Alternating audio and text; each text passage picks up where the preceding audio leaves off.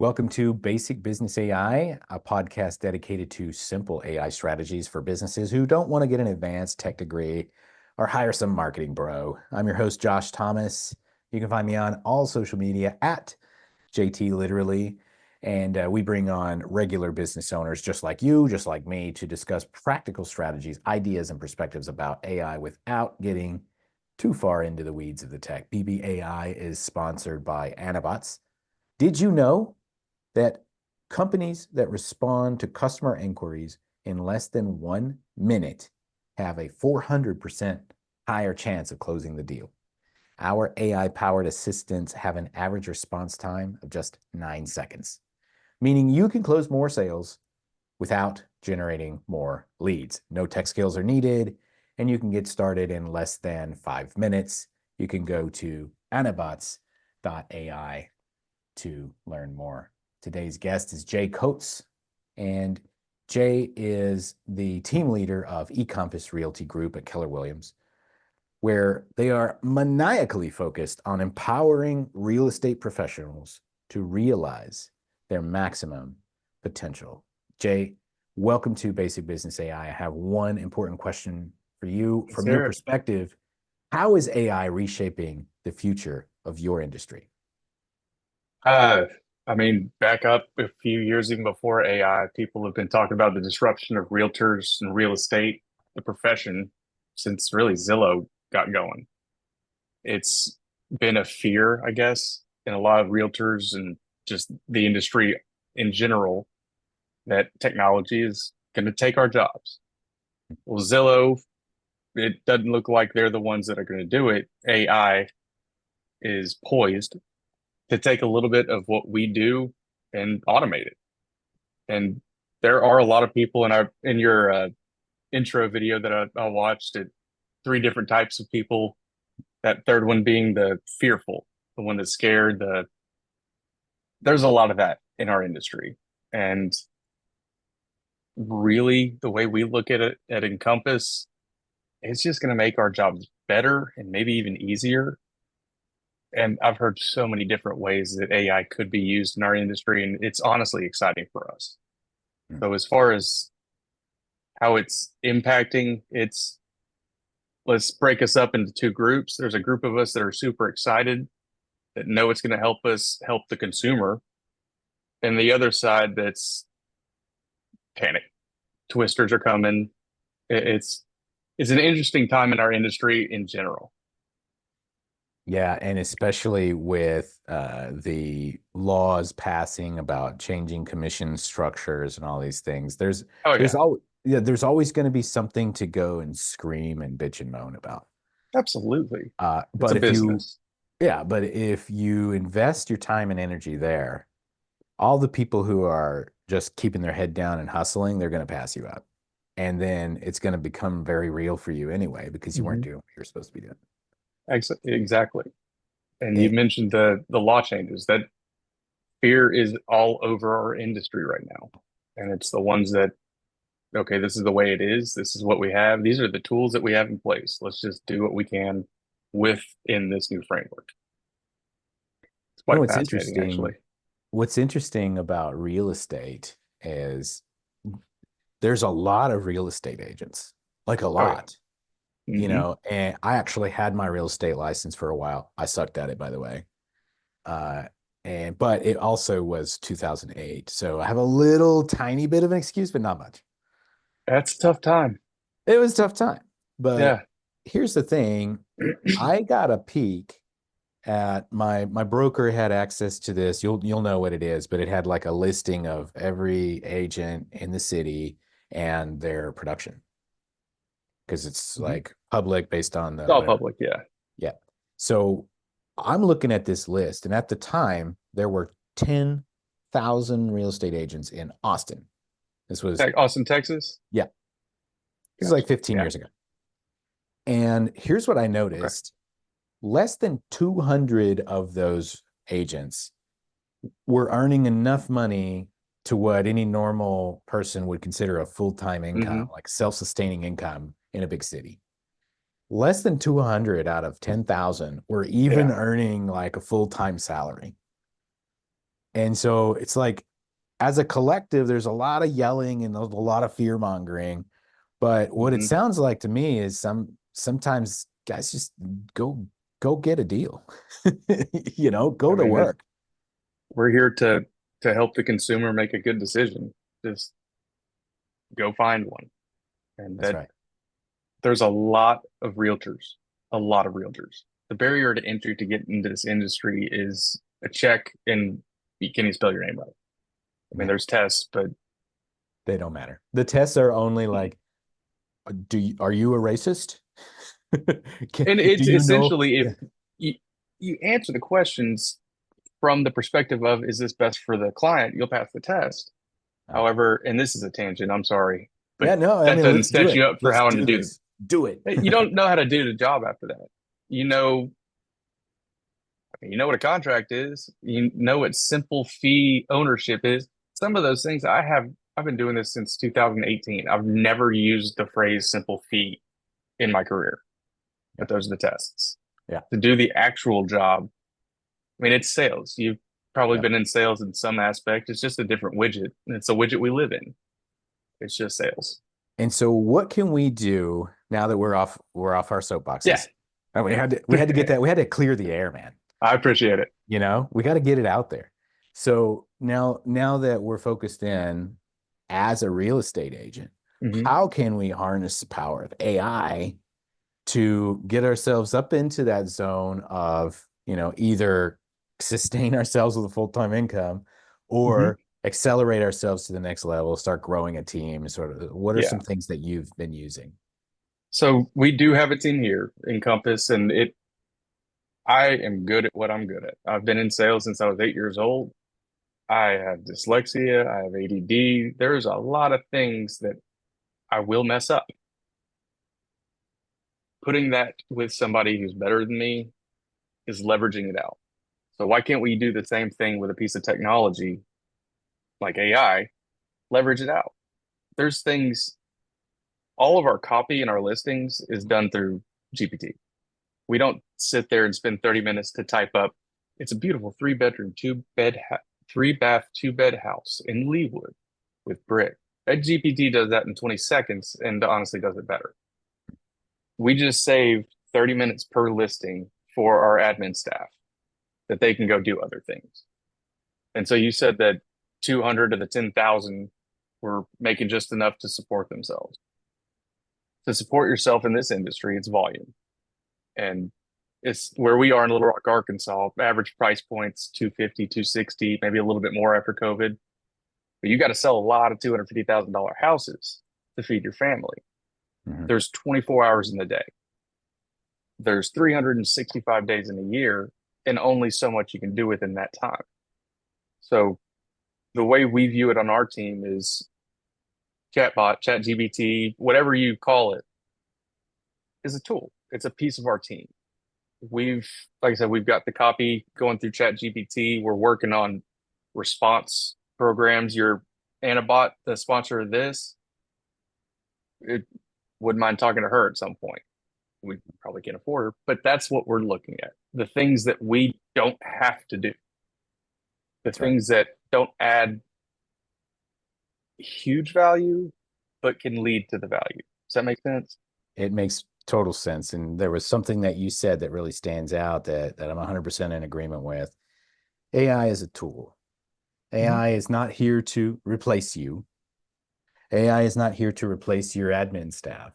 In Mhm. fact, what you said was, let's get this off the admin staff's plate so that they can go and do some other thing that is a higher level of value Yeah. and return on your investment. And so what Mhm. are some of the things, let's break it down. Let's go a little bit deeper. You're spending 30 minutes writing a listing for the MLS, and now somebody no longer has to spend that 30 minutes. What can they do with that 30 minutes that's higher value than writing that listing was? In our world, it's all leads. How many people you talk to about real estate, how many transactions you're going to get. And if she's able to go off and spend 30 minutes putting a marketing plan together, improving our marketing packages, that's more helpful than three beds, two baths, Leewood. Yeah. Mhm. Indeed. And that's time that somebody can go and call back a customer. That's time that Hmm. somebody can go and drop a gift package off to a client Yeah. who just closed a deal. And Hmm. all of these things that are going to keep generating referrals and staying top of mind, and all of these different things that are not, what'd you say, three beds, two baths in Leewood. That's going to stick with me Yeah. now. Yeah. And the you have Chris Voss up there. The one of his sayings is, if you want to go fast, go alone. If you want to go far, go as a team. We view AI in whatever fashion as a part of the team. We're not going to be able to accomplish the goals we want to accomplish by ourselves. I can't sell 100 houses in a year and have my family and be sane doing it. The only way we're going to be able to do that is with the group, including AI. That's right. Honestly, this is a fascinating time. It is so interesting. It really is. I mean, it's one of this. It's like this nexus point of we have a choice. We always have a choice, but there are a lot of people that are stuck. It's like we're falling into each other, and we have a choice. Do we embrace this thing that we don't quite understand, that's moving faster than anything else Yeah. that's ever happened in the history of existence? Do we jump on and just grab whatever we can and go, figure it out as we go? Or do we wait and see? Hmm. And here's the problem, Jay. I'd love to get your perspective on this. This is mine. My perspective is wait and see is a totally valid strategy. There's nothing wrong with that. Hmm. Wait and see has rarely put you in a bad position. Let's wait and see what happens with these NFTs. Hmm. I'm good with waiting and seeing on what happened with the Yeah. NFTs because I don't have a library full of $200,000 worth of, I digital still don't apes. understand that. Yeah. But we have to be strategic about it because, in Mhm. my opinion, if you wait and see on AI, AI is just going to go faster and faster and faster, and it's not going away. It's not a fad. I'm curious your opinion on this as a self-professed, non AI expert, not a super techie guy. Why do you feel like you needed to latch onto this now, even though you didn't feel like you were quite ready? But when I first found out about Chat GPT, I had no idea what AI was going to, I mean, I'm 41 years old. I got other things I got to care about. Think there's I call him a kid. He's a 26-year-old man on our team, brought this thing to us and said, "Hey, this is kind of cool." And I got to play with it for a couple minutes and I mean, dyslexic and ADD. If I can type in something and have a full paragraph written perfectly without messed up quotation, it did things that I can't do. So we on our team, we jokingly called it our little secret for a good week and a half, and then everybody found out about it. And I'm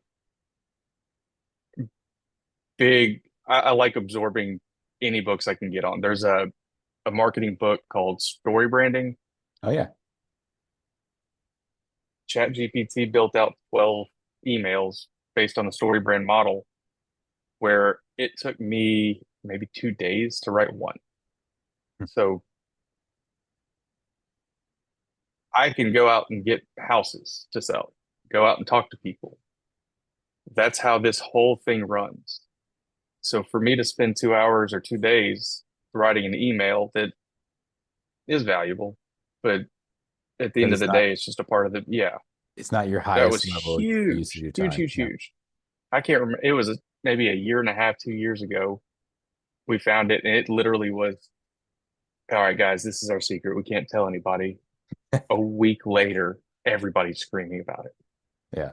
I mean, it's happening fast, real fast. And I don't think humans, the way that our biological makeup isn't ready for this. We're not, this isn't the way we're built. Well, and here's one thing. Just because you brought that up, here's a theory that I have. At the time of recording this, the Olympics just finished, Mhm.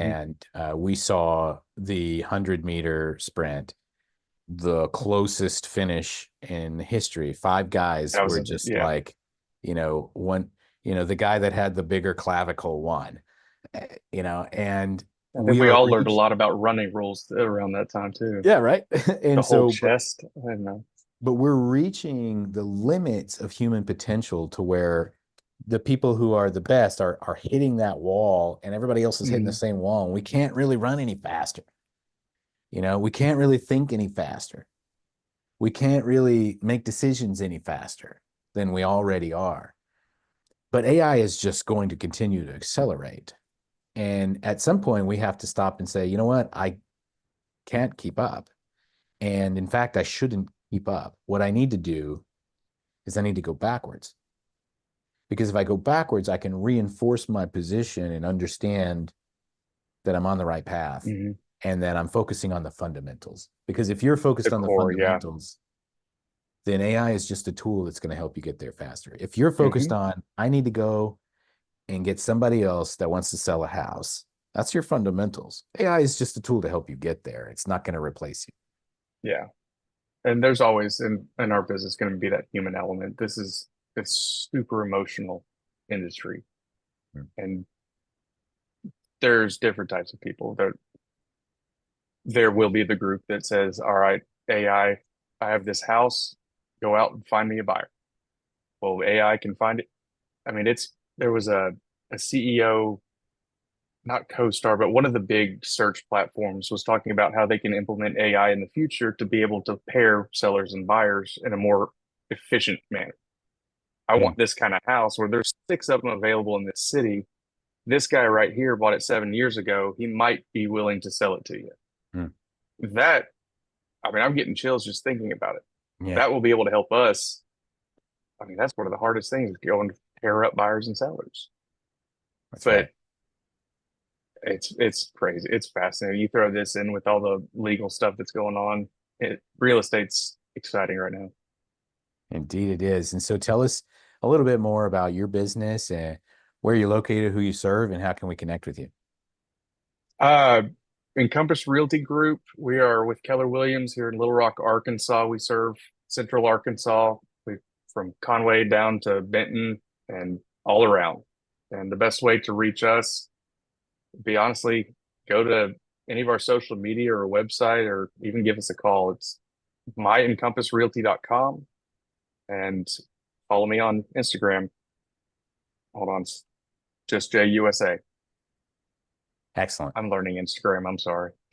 That's all right. So, hey, we're going to wrap from here. Thanks very much to our guest, Jay Coates, for joining us for a practical conversation about AI and its potential for the real estate business. Really excited to see that. So, for those of you who are located in Little Rock, or if you just want to connect with a really cool guy and ask questions about real estate, you can go to myencompassrealty.com. If you run a business of any size and you have some ideas or strategies around the topic of AI, we'd love to have you on a future episode as well. We interview business owners of all levels of experience and exposure to AI so we can represent all voices, especially the 90% of us who are curious about AI but not trying to be tech geniuses. You can apply for a future episode by going to basicbusinessai.com. And one more time, if you want to install a 24/7 AI sales and support team for less than 10% of the cost of an employee, get yourself an Anabot. You can learn more by going to anabots.ai. We'll see you next time here on Basic Business AI. And by the way, if you like this episode, tell your friends. We'll see you later.